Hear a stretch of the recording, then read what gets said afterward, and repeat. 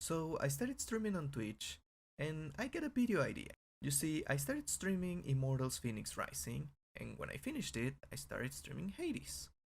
That got me thinking, what are other portrays of Greek mythology in video games, and why are they so popular?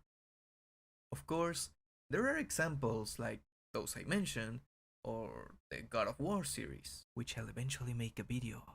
These games build upon the well-known stories of the Greek gods and their ideas of them. Gods are bad, gods are good, gods are flawed. There is also a very cool analysis my good friends from the Wisecrack channel did on Hades and the story of Sisyphus. But that can't be it. Is Greek mythology only represented by games in which the gods are characters themselves?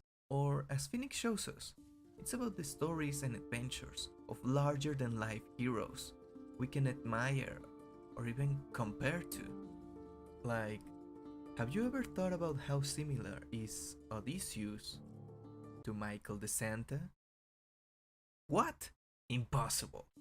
Odysseus is a war hero who, after the Trojan War, had an epic journey where his smugness, self-interest, and overconfidence resulted in many people's death.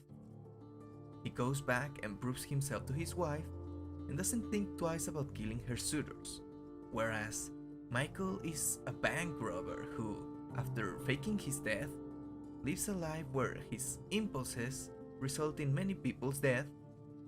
He goes back to prove himself to his wife and doesn't think twice about killing her suitors.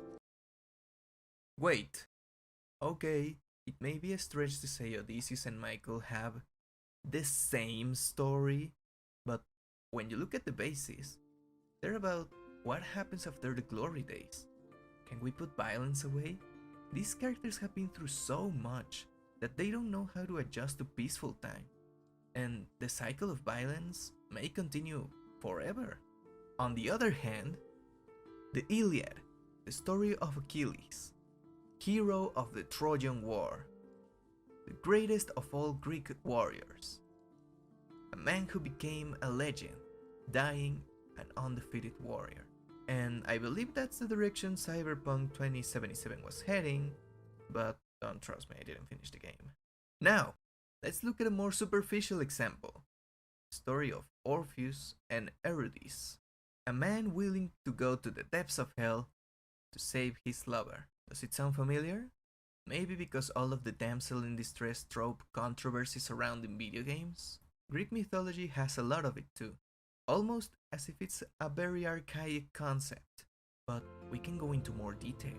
Orpheus used music as his main tool to achieve his goals. Is there another game series that combine these two?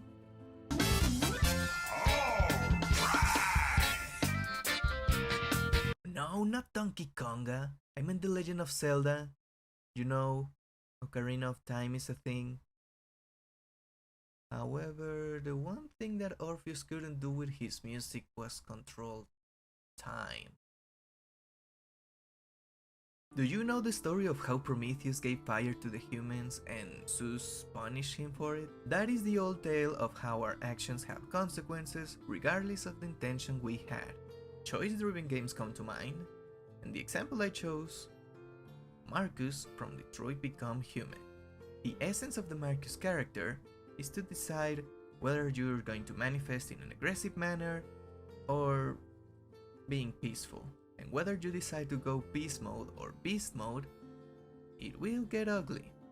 So what? Isn't Greek mythology the inspiration for everything? Well, almost. Isn't that incredible?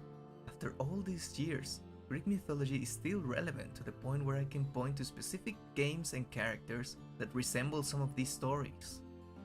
Why is that? I thought someone created Greek mythology to explain phenomena they couldn't comprehend at the time. That is likely how it began, but it was later the means philosophers and poets would use to give their take on how life works and how humans behave. And that is why Greek mythology is still so popular, because we keep adding to it, to express feelings, experience, and in the process, make history.